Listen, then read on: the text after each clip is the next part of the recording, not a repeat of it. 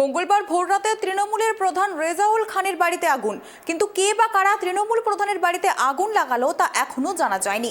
তবে আগুন লাগার প্রতিবাদে সকালেই প্রধানের অনুগামীরা চাঁচল আশাপুর রাজ্য সড়ক অবরোধ করে।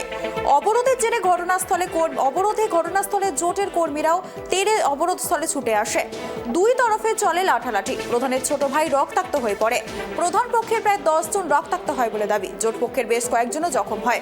তবে ঘটনার সূত্রপাত মহালয়ার দিন থেকে।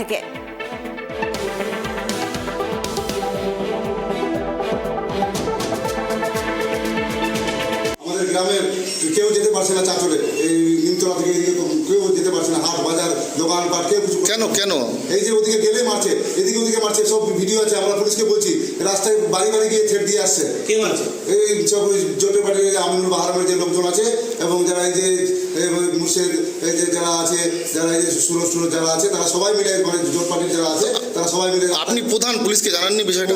পুলিশকে জানিয়েছি, পুলিশকে আমরা নিজে জানিয়েছি, আমাদের সব নেতা এবং আমাদের যারা ব্লক লিডার আছে সবাই জানিয়েছে। পুলিশের কোনো হেলদোল নাই। পুলিশ কেন হেলদোল নাই আমরা বুঝতে পারছি না। আজকে পুলিশ কি করলো? পুলিশ এসে আজকে আমাদের ভোরবেলায় আমাদের বাড়িতে আগুন লাগিয়েছিল, পুরাতন বাড়িতে। এবং আমার ভাই, কাকাতো ভাই আছে হাকান খান, তার ওই যে বিবাদীদের বাড়ির এলাকাতেই আমাদের পুকুর ছিল, তার পুকুরে 30 থেকে 35 কিলোমিটার 35 কুইন্টাল মাছ ছিল। এবং আমরা সকালে জানতে পারি যে সেই মাছ সব মেরে নিয়েছে সব বিরোধীরা।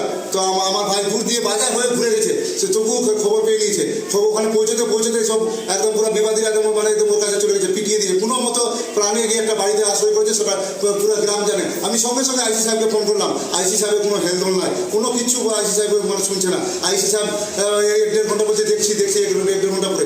অথচ আমার কাকাতো ভাইয়ের কেউ চায়ের দোকানে পুলিশগুলো যারা সকালে ডিউটিতে এসেছিল তারাই চা খাচ্ছিল, বিস্কুট আনতে যাচ্ছিল, তাকেও প্রচণ্ড মেরে হসপিটালে ভর্তি করে দিয়েছে। এরকম আমরা যদি কিছু করে না খেতে পাই, আমরা কি করে আমাদের এলাকার লোক করে খাবে? আমরা হাট বাজার কিছু করতে পারছি না, কাজ কামে কেউ যেতে পারছে না, এলাকার লোক প্রচণ্ড অশান্তিতে আছে।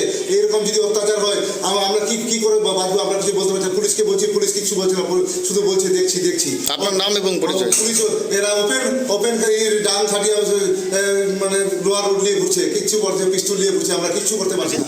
হচ্ছে যে সেদিন তো ওরা আগুন লাগিয়েছিল। আগুন লাগার পরে যাই হোক প্রশাসন আমাদেরকে আস্থা দিয়েছিল। কারা আগুন লাগিয়েছিল? ওই প্রধানরা রেজাউল খান, ইমরান খান, দাউদ খান, এরা সব আগুন লাগিয়েছিল। সেদিন তো আমাদেরকে প্রশাসন ধর্নায় বসেছিলাম বলে, পুরো গ্রামবাসী ধর্নায় বসেছিল বলে প্রশাসন আমাদেরকে আস্থা দিয়েছিল যে 24 ঘন্টার মধ্যে আমরা অ্যাকশন নিব, যেহেতু পূজা চলছিল। এখন আমরা তো প্রশাসনের আস্থায় আমরা ছিলাম। এখন ওরা দেখছি যে সবাই তাড়িয়ে এসছে, তো পুরো গ্রামবাসী মিলে ওদেরকে পিছিয়ে করেছে। এই হচ্ছে ব্যাপারটা। কিন্তু ওরা আমাদের এখানে আবার এসছে, আগুন লাগিয়েছে। আগুন লাগাবার পরেও সবাই ওদের গুন্ডা বাহিনী, প্রধানের গুন্ডা বাহিনী নিয়ে আমাদের এখানে তাড়াও করেছে, বাড়ি ঘরে সব ডাঙ্গাডাঙ্গি করে গেছে।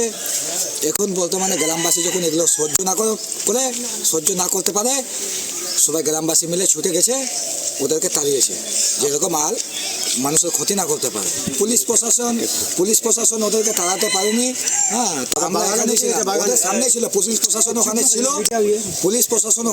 পুলিশ প্রশাসন থাকা সত্ত্বেও ওরা এসে, পুলিশ প্রশাসন ওদেরকে কেন তাড়াতে পারেনি? আমাদেরকে দুজনকে ওরা তুলে নিয়ে গেছিল, ওখানে মেরেছে।